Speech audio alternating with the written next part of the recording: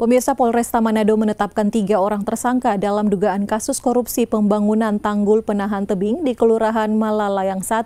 Proyek yang dikerjakan pada tahun 2020 dengan total anggaran 500 juta rupiah ini ditaksir merugikan keuangan negara hingga mencapai 347,5 juta rupiah. Polresta Manado menetapkan 3 orang tersangka terkait penyimpangan pembangunan tanggul penahan tebing di Kelurahan Malalayang 1.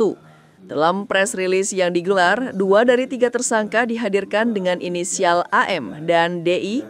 Kapolresta Manado, Kombes Pol Irham Halid mengatakan, 1 tersangka lainnya dengan inisial TSK masih dalam proses perawatan di salah satu rumah sakit di Kota Manado. Dilakukan perhitungan kerugian keuangan negara oleh ahli di bidang akuntansi dan auditing dari BPKP Perwakilan Provinsi Sulawesi Utara dengan hasil bahwa sesuai dengan ruang lingkup penugasan dan metode penghitungan kerugian keuangan negara adalah sebesar 347.833.691 rupiah.